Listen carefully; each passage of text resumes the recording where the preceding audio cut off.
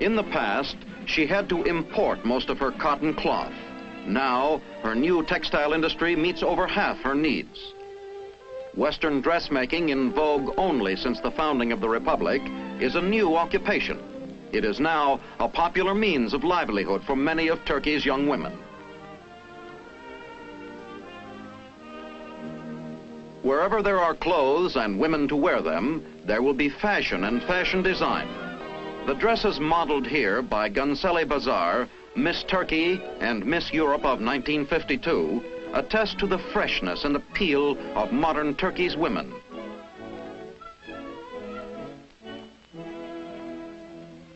Some things need not change. One is the traditionally fine craftsmanship that produces the renowned Turkish carpets.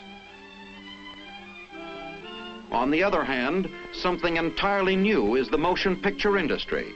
Turkish producers turn out a fine product. Their movies teach as well as entertain, and for the millions of Turks who go to see them, they are a lesson in modern living. They know the future depends on the youth.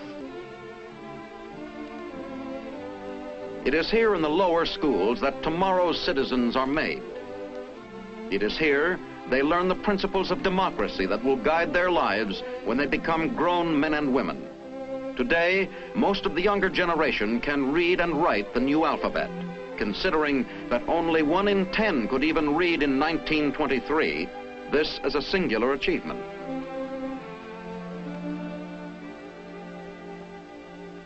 Since modern science has become so much a part of this new Turkey, laboratory facilities must be provided.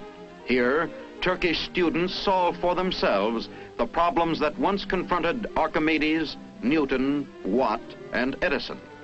Something unique to Turkey are the village institutes.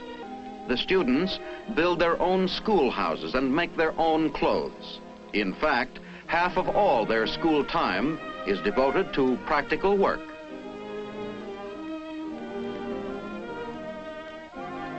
The rest to studies. Upon completion of the course, the graduate returns to his own village, where he sets the example in modern methods and helps his neighbors to achieve a better way of life. In 1952, Turkey joined the North Atlantic Treaty Organization. Her entry, along with that of Greece, greatly strengthened the free world's chance of maintaining the peace of Europe. Recently, King Paul of Greece visited President Bayar of Turkey. Together, they watched Turkey's armed forces display their might.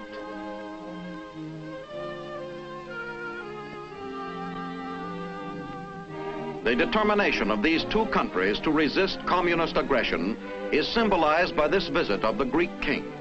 Turkish forces, traditionally tough and fearless, now with modern equipment, provide one of the most capable armies in the free world. Turkey was one of the first members of the United Nations to send her troops to Korea. Here they won a splendid combat reputation and also learned much of modern warfare. The technical knowledge these men pick up in Korea will make them more valuable citizens back home on their farms and in the factories. This shepherd remembers well the old ways, but his faith lies in the future.